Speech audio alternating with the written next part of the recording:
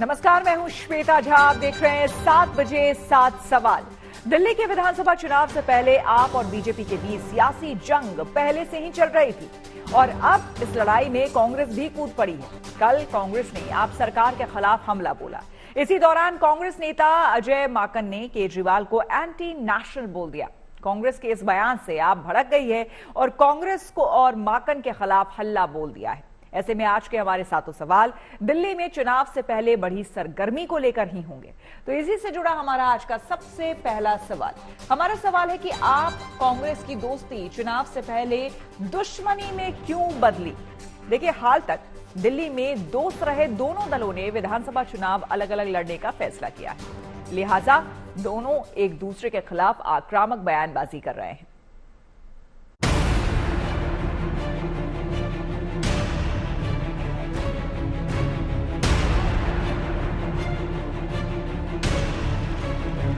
छह महीने पहले रहे दोस्त अब बने दुश्मन। चुनाव से पहले आप कांग्रेस के बीच टेंशन। केजरीवाल पर बयान से आपने खोया आपा। आपने खोला कांग्रेस के खिलाफ मोर्चा। लोकसभा चुनाव के दौरान दिल्ली में दोस्त रही आम आदमी पार्टी और कांग्रेस के बीच तलवारें खिंच गई हैं। दोनों दलों के दरमियान तल्खी इतनी बढ़ गई है कि आम आदमी पार्टी ने कांग्रेस को अल्टीमेटम जारी कर दिया है। आम आदमी पार्टी कांग्रेस नेता अजय माकन के उस बयान पर दरअसल भड़की हुई है जिसमें उन्होंने केजरीवाल को एंटी नेशनल कहा था। कल कांग्रेस के एक बड़े नेता अजय माकन जी कहते हैं अरविंद केजरीवाल जी एंटी नेशनल हैं। मैं कांग्रेस पार्टी से पूछना चाहती हूं, आपने आज तक भारतीय जनता पार्टी के किसी भी नेता के खिलाफ ऐसा आरोप लगाया क्या? उन पे ये सवाल उठाए क्या? नहीं उठाए। कल कांग्रेस नेता अजय माकन ने दिल्ली सरकार के खिलाफ श्वेत पत्र जारी करते हुए कहा कि अरविंद केजरीवाल की कोई विचारधारा नहीं है और वो एंटी नेशनल है। जो व्यक्ति जरूरत पड़ने के ऊपर केंद्र सरकार को यूनिफॉर्म सिविल कोड के ऊपर, जरूरत पड़ने पे 370 आर्टिकल के ऊपर, जरूरत पड़ने के ऊपर सीए के ऊपर, हर चीज के ऊपर जरूरत पड़ने के ऊपर उल्टा स्टैंड ले सकता है जो कि आइडियोलॉजिकली बीजेपी के समर्थन में है, उस व्यक्ति के ऊपर कैसे भरोसा किया जा सकता है? वो एंटी नेशनल है और उसकी कोई विचारधारा नहीं है सिवाय अपने पर्सनल एम्बिशन के। केंद्र सरकार के खिलाफ आप और कांग्रेस एक मंच पर नजर आते रहे हैं, लेकिन दिल्ली में विधानसभा चुनाव से ठीक पहले दोनों पार्टियों ने अलग अलग रास्ते पर चलने का फैसला किया। लिहाजा कांग्रेस नेताओं ने केजरीवाल के खिलाफ मोर्चा खोल दिया है, लेकिन कांग्रेस के केजरीवाल के प्रति आक्रामक रुख अपनाने से आप असहज हो गई है। अब पार्टी केजरीवाल पर बयान देने वाले नेता के खिलाफ 24 घंटे के अंदर एक्शन लेने का अल्टीमेटम दे रही है। संदीप दीक्षित को कौन लड़ा रहा है केजरीवाल जी के खिलाफ? कौन उनका इंतजाम कर रहा है चुनाव लड़ाने का? तो इसलिए अब सारी हदें पार हो चुकी हैं, सारी सीमाएं पार हो चुकी हैं। लेकिन इधर आप अजय माकन के खिलाफ कार्रवाई की मांग कर रही है तो दूसरी तरफ कांग्रेस के एक और नेता संदीप दीक्षित ने भी केजरीवाल के खिलाफ मोर्चा खोला हुआ है, जबकि आपने आरोप लगाया है कि संदीप दीक्षित बीजेपी की भाषा इसलिए बोल रहे हैं क्योंकि उनके चुनाव कैंपेन को बीजेपी फंड कर रही है। योजना जब है ही नहीं तो ये कौन सा फॉर्म भरवा रहे हैं? इसका मतलब है ये छल कपट कर रहे हैं। आपसे कह रहे हैं कि फॉर्म भरो जबकि फॉर्म नहीं है और उसमें आपके बहुत महत्वपूर्ण आपसे दस्तावेज ले रहे हैं। देखिए, बार बार ये कहा जाता है कि साइबर फ्रॉड में आप फोन नंबर मत दीजिए, आप अपना नाम नहीं दीजिए। क्या मालूम बैंक से कोई पैसा निकाल ले। हमें आधिकारिक सूत्रों से पता चला है कि कांग्रेस के जो प्रत्याशी हैं उनका चुनाव का खर्चा भारतीय जनता पार्टी से आ रहा है। भारतीय जनता पार्टी कांग्रेस के प्रत्याशियों की फंडिंग कर रही है। कांग्रेस और आप के बीच तनातनी में बीजेपी की एंट्री पर बीजेपी ने दोनों दलों पर निशाना साधा। बीजेपी ने तंज कसते हुए कहा कि आप और कांग्रेस दोनों एक ही सिक्के के दो पहलू हैं। मैं पहले दिन से कह रहा हूं, आम आदमी पार्टी और कांग्रेस एक दूसरे के एक ही सिक्के के दो पहलू हैं और दिल्ली की जनता इनमें से किसी भी पार्टी को वोट देती है तो अगर वो कांग्रेस को वोट देती है तो वो वोट आम आदमी पार्टी को जाएगा, अगर आम आदमी पार्टी को वोट देते हैं तो वो कांग्रेस को जाएगा, क्योंकि इन दोनों ने फिर गठबंधन करना है। सर ये तो चोरों की बारात है। 15 साल कांग्रेस में लूटने का काम किया है और 12 साल अरविंद केजरीवाल कर रहे हैं। लोकसभा चुनाव में आम आदमी पार्टी और कांग्रेस ने मिलकर दिल्ली का चुनाव लड़ा था, लेकिन उनका प्रयोग सफल साबित नहीं हुआ और बीजेपी ने दिल्ली की 7 सीट पर कब्जा जमा लिया था। लिहाजा अब दोनों ने अलग अलग राह पकड़ी है और एक दूसरे के खिलाफ आक्रामक रुख अख्तियार कर रहे हैं। दिल्ली से अमित भारद्वाज और राम किंकर सिंह के साथ bureau report, good news today. आपने केवल माकन के खिलाफ कांग्रेस को एक्शन लेने का ही अल्टीमेटम नहीं दिया है, बल्कि उसने ये भी साफ किया है कि दिल्ली की तकरार का असर राष्ट्रीय राजनीति में विपक्षी गठबंधन की एकता पर भी पड़ सकता है। इसी से जुड़ा हमारा दूसरा सवाल है, आप कांग्रेस विवाद का विपक्षी एकता पर क्या होगा असर? देखिए, आप और कांग्रेस के नेताओं ने जिस तरह से एक दूसरे के खिलाफ आक्रामक रुख अख्तियार किया है, उससे यह साफ है कि दोनों दलों ने दिल्ली की सियासी बिसात में एक दूसरे को मात देने के लिए चालें चलना शुरू कर दिया है।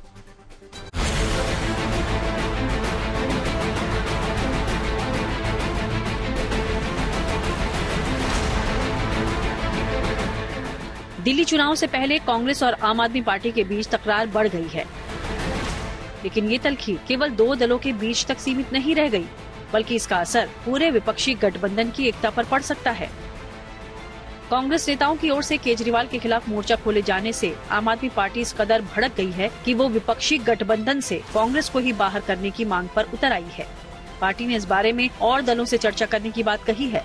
हालांकि आपकी इस कवायद को बीजेपी ने नूरा कुश्ती करार दिया है। अगर कांग्रेस पार्टी अपने नेताओं के खिलाफ एक्शन नहीं लेती है तो फिर आम आदमी पार्टी इंडिया गठबंधन के बाकी सभी घटक दलों से बात करेगी कि कांग्रेस पार्टी के साथ अब एक अलायंस में नहीं रहा जा सकता। तो आज का आम आदमी पार्टी का कांग्रेस के बारे में बयान उनके उसी विचार और उनकी उसी नफरती और एक दूसरे के प्रति जो सोच है उसको बताता है। मैं पुनः कहना चाहता हूं, इससे यह साफ हो गया, ये उस ढंग से एक दूसरे से गले मिले थे जैसे जलालुद्दीन खिलजी से अलाउद्दीन खिलजी गले मिले था कि कैसे एक दूसरे को निपटाएं और गद्दी पर पूरा कब्जा करें। लेकिन सवाल ये कि हाल तक एक दूसरे के साथ रही आम आदमी पार्टी और कांग्रेस के बीच इतनी तल्खी आई क्यों? दरअसल इसके पीछे है दिल्ली का विधानसभा चुनाव। आम आदमी पार्टी का कांग्रेस के खिलाफ गुस्सा और कांग्रेस नेताओं का केजरीवाल पर तीखा हमला यूं ही नहीं है, बल्कि इसके पीछे दोनों दलों की अपनी अपनी रणनीति है।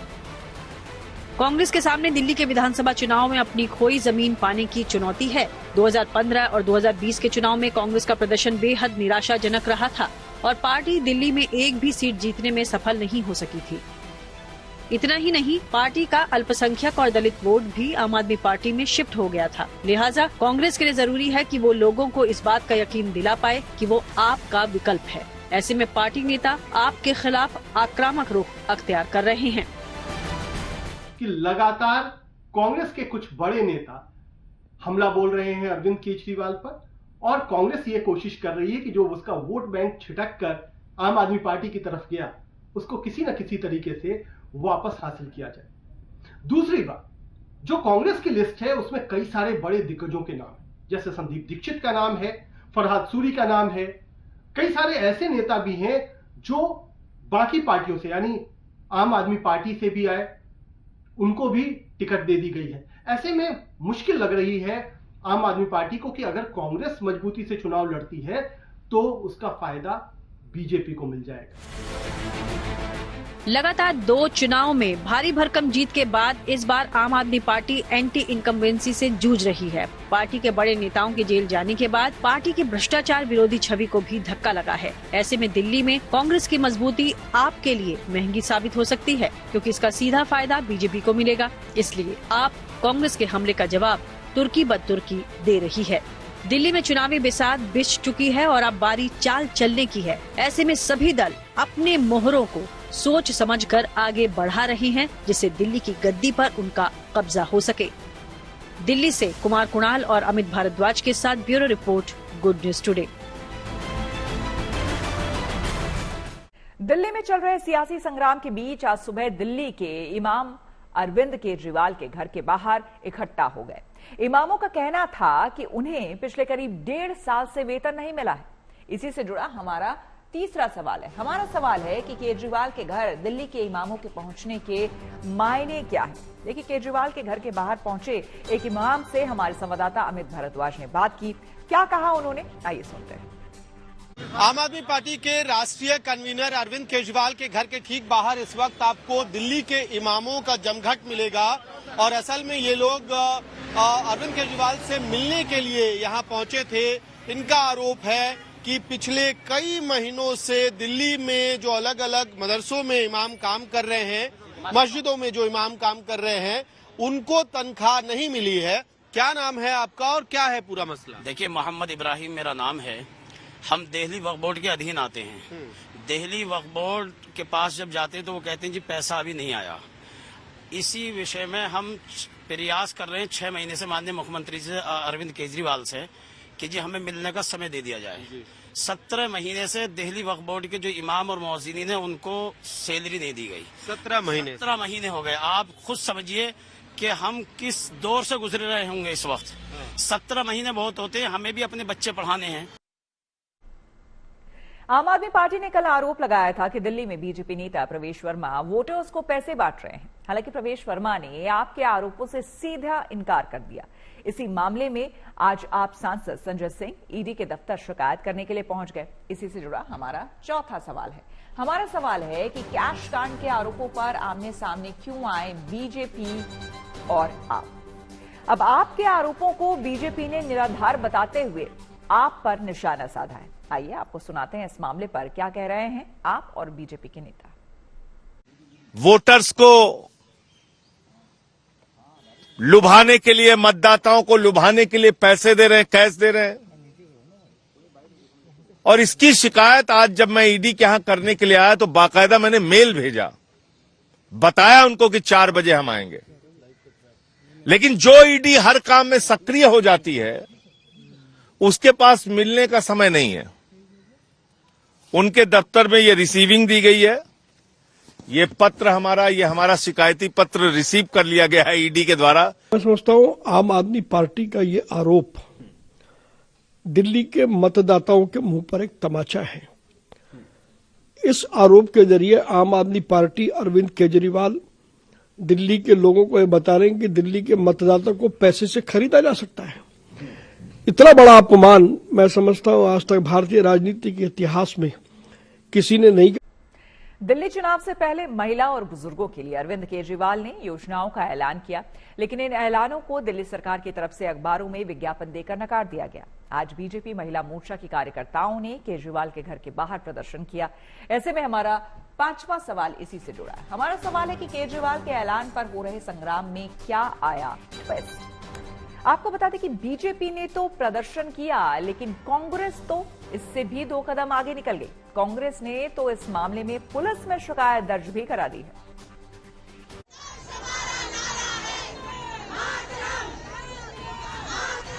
दिल्ली में महिला सम्मान योजना के ऐलान पर उठे विवाद के बाद बीजेपी की महिला मोर्चा कार्यकर्ता सड़कों पर उतर गई हैं। हाथों में पोस्टर लहराते और केजरीवाल के विरोध में नारे लगाती महिलाओं ने केजरीवाल के घर के आगे जोरदार प्रदर्शन किया।